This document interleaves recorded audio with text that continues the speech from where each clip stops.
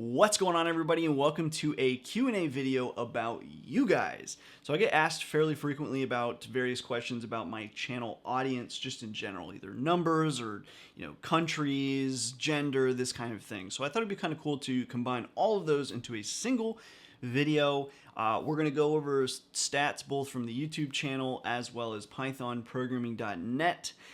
Let's get started. So the first thing we're going to look at is this graph from December 4th to March 2nd, 2015. So basically a 90-day window of the YouTube channel just as it was kind of early days getting started. As we can see here, really not really anybody from the age group of 13 to 17, then 18 to 24 it starts to pop, and then the biggest group is 25 to 34.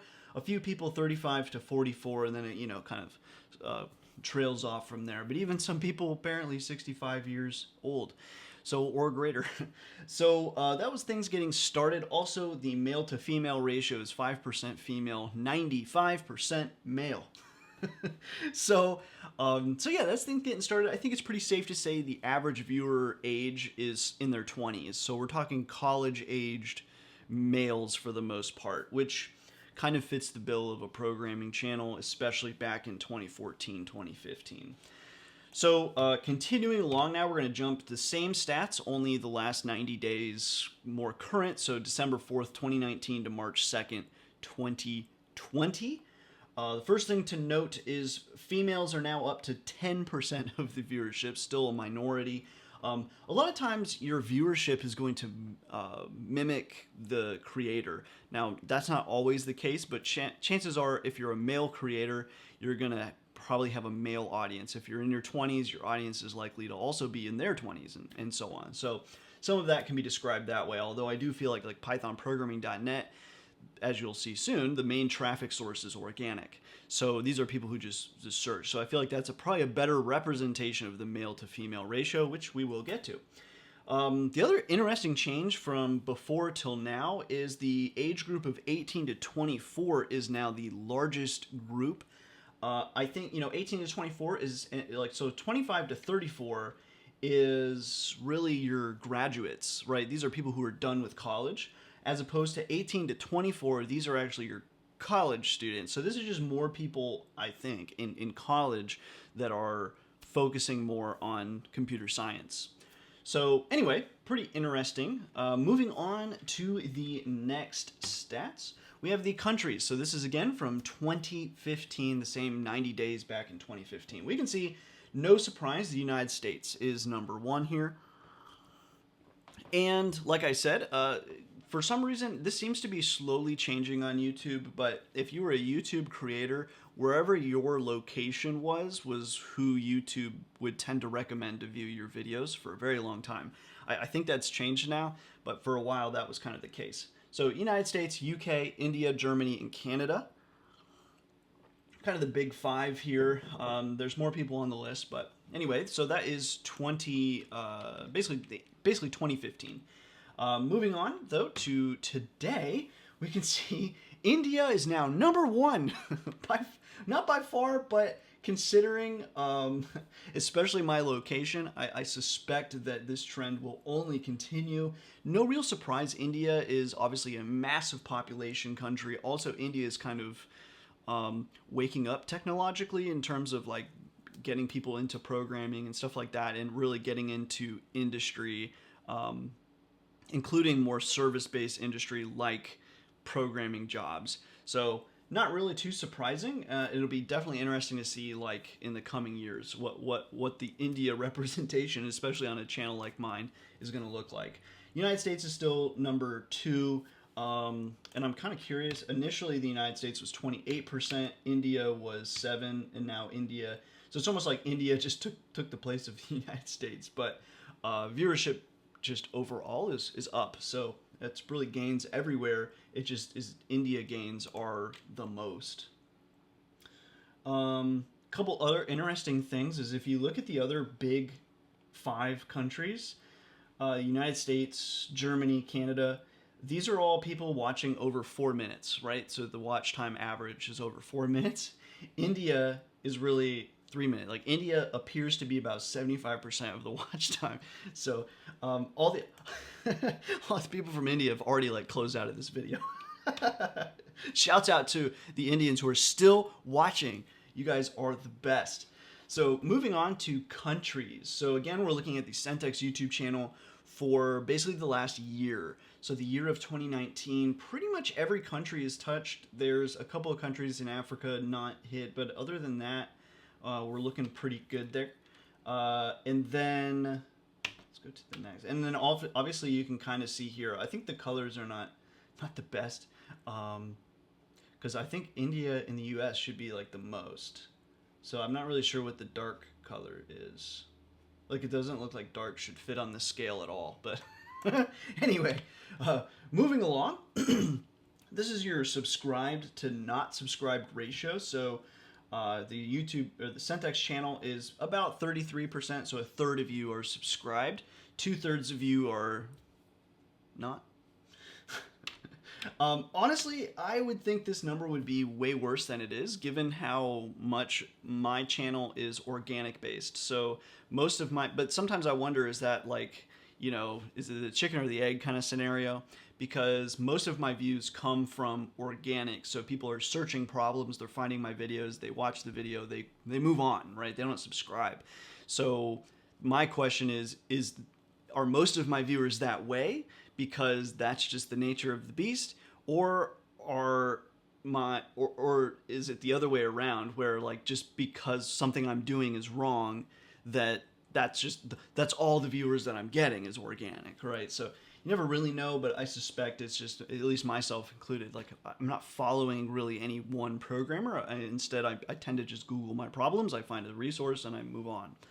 So, okay, continuing along. So now we're looking at countries for pythonprogramming.net. Now, pythonprogramming.net serves way more users than the YouTube channel does, so this is really no surprise. Again, this time, truly, no country is not touched here. So that's pretty cool. Like, it's still something I kind of grapple with understanding, is like the reach of pythonprogramming.net in the YouTube channel.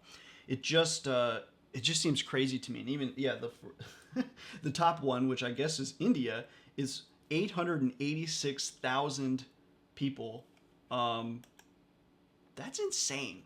That's just insane. That's a lot of people. And that's uniques, by the way. Or is that views? I think that's actually views. That's probably not unique. But we will get to unique soon enough. Moving along, we have active users for about a year. So this is kind of the trend of activity over the course of a year. So the one-day active users is about 9,600 people. So that is unique users. Over the course of a week, 80,000 different people are using, and this is pythonprogramming.net. Over the course of 2 weeks, it basically doubles.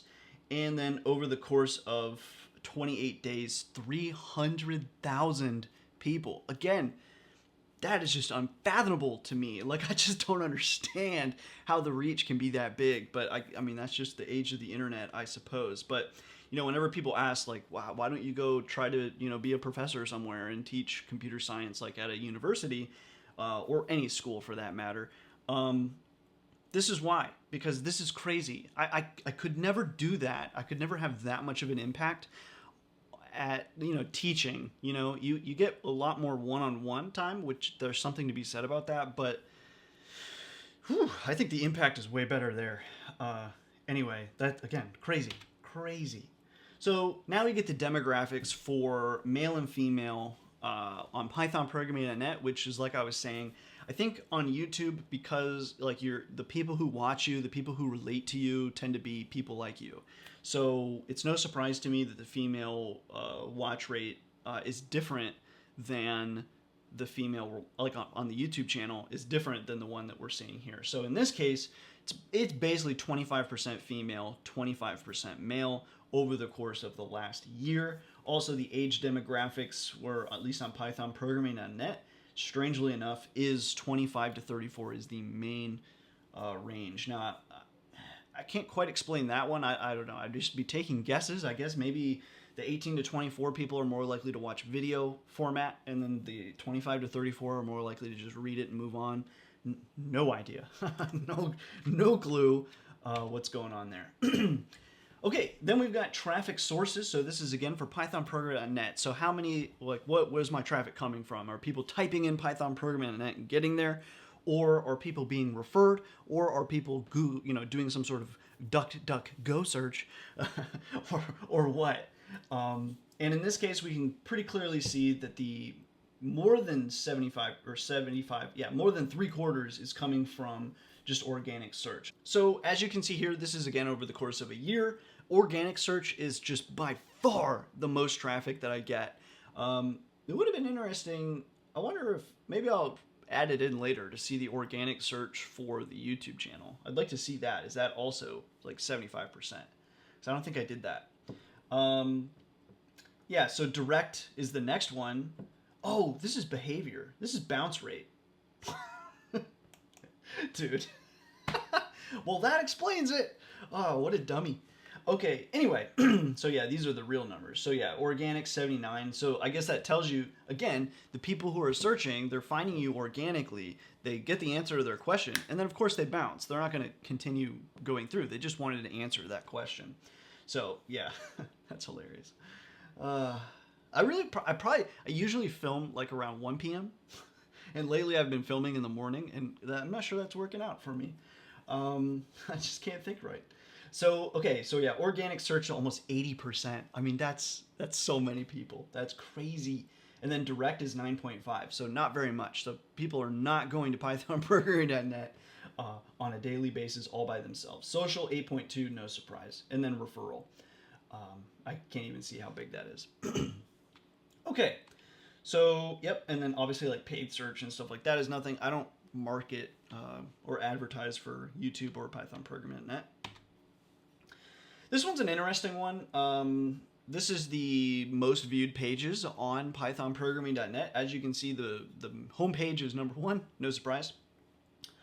Secondary is the machine learning tutorials. That is just the machine learning page on pythonprogramming.net. And then coming in hot at number 3, reading CSV files in Python. Thanks, corporate America. I know who you are. Yeah, that's such an old tutorial. I feel bad for everybody finding that one. They need to be finding data analysis, and they need to be going to the pandas tutorials, but they're not. Maybe I should probably have like a redirect or something there. Anyway, so yeah, these are the ones. I mean, no real surprise. Machine learning number 1. Introduction to Python 3 is very close. Python fundamentals, that's kind of where the basics are. So no real surprise there. And then, yeah, just going from there. I am surprised how popular OpenCV is, especially considering how bad my OpenCV tutorials are. So that's kind of funny. I definitely need to redo those. If you want to learn OpenCV, currently the best place to do it is pyimagesearch.com. And I don't understand what search results I'm ranking higher than Adrian in that case, but somehow I must be. So, interesting. You can kind of pause if you want to look at the rest of those, but you should get a pretty good idea there.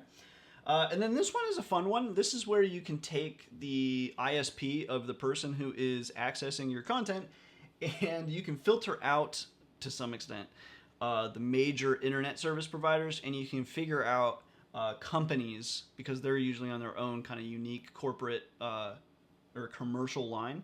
So, for example, my number 1 viewer is after filtering for major internet service providers. So this is getting rid of hopefully most individuals, and we're looking at companies only here. Microsoft, number 1, like 2.2%. So someone let me know if Microsoft somehow is providing internet en masse to people other than at Microsoft, because that's a lot of people. That's pretty crazy. No surprise, like AT&T slips in like a million. AT&T calls themselves like a million different things. I'm confident that's just AT&T Internet. You got Intel, Amazon, DigitalOcean, Cisco, Google. I mean, you could go down the list. I mean, basically every major company you can usually find. And I think I found like Tesla. What do you think Tesla was looking at? And they're like, self-driving, cool. Oh no. Not this. Not like this. Yeah. Anyway, so yeah, that's a fun one. Apple's on there. Basically, every company is pretty much on here. I went through the list, but you can see here, this is like their actual view. Like the Microsoft one is 2% of my whole viewership is. I mean, that's like the viewership of some countries. Okay, so that's a big number. So that's pretty crazy to have that much. But as you get down this list, you can see it's like 0.22 and stuff as you start going down. So it's not really that many people. And I believe this is over a year's time. I'm not really sure. Yeah, if it's I think that's about right. Users, 1.5 million a year, something like that. We'll see in a second. So yeah, straight users. Oh, so that would be like 6 months then, I guess. Not really. Oh, yeah, this is okay. So this is over the course of a year, but we filtered. So we ran a pretty massive filter. But as you can see, even after filtering you run out of filters that you can keep adding. So I just ran out of options. But so yeah, about half the users are filtered. So yeah. And then there's weird ones like this space is statically assigned. I don't know how that happens as your internet service provider, but hey, whatever. Okay, then finally the meat and potatoes. What's the numbers? So for this must be Python. Yeah, Python program.net 3.5 million. This is users, not views. So 3.55 million users over the course of a year. That is nuts. That's freaking nuts, guys. That's nuts. And new users, which is interesting. I guess these are new people over the course of a year, is almost the same number, 3.5. Sessions, 6.1 million. So that's pretty good. Maybe 2 users. Yes, number of sessions per user is 1.72. Not bad, not bad. 12 million page views. So that's like, it says pages per session, 1.96. So I guess people tend to come back twice and view 2 pages at a time when they come back. Okay. View duration 2 minutes 29. Not really too surprised given my own habits. I don't think I spend 2 minutes on a website when I do an organic search for something, find the result and move on. So pretty interesting. Well, I think that is all of my images. I'm trying to think if I've missed anything for you guys, but yeah, that is all about you. So if I've missed something or whatever, feel free to ask below. Maybe in the next Q&A I will cover it. Otherwise, this video is sponsored by me, yet again, for the Neural Networks from Scratch book. If you want to learn how neural networks work and you're tired of applying kind of cookie cutter models to, honestly, cookie cutter problems, so problems that have already really been solved for you, if you want to actually learn how to go out and use neural networks on your own and understand why something is working or why something isn't working, even more importantly, the Neural Networks from Scratch book will teach you like everything you could need to know about neural networks, because it's literally from scratch in Python, no libraries. We eventually use NumPy just because NumPy makes a lot of sense, but no TensorFlow, PyTorch, or anything like that. So, and even though we use NumPy, we show how to do things in raw Python first. So if you want to learn more about neural networks, I just can't think of a better way to do it. The book is available for pre-order right now at NNFS, which is short for Neural Networks from Scratch. So nnfs.io. You can pre-order the book. If you do, you get access to the draft, which allows you to comment basically in line so you can read the draft, and then if you've got questions or comments or whatever, you can just kind of highlight a bit of text, make your comment there, and either me or Daniel, who is the co-author of the book, can help you out. So if you're interested, that's again nnfs.io. The draft is currently, at the time I'm recording this, basically everything from building the neural network to backpropagation. So basically full circle, and then now we're just kind of talking about things that go wrong mostly at this point. So definitely check that out if you're interested. Otherwise, I will see you guys in another video.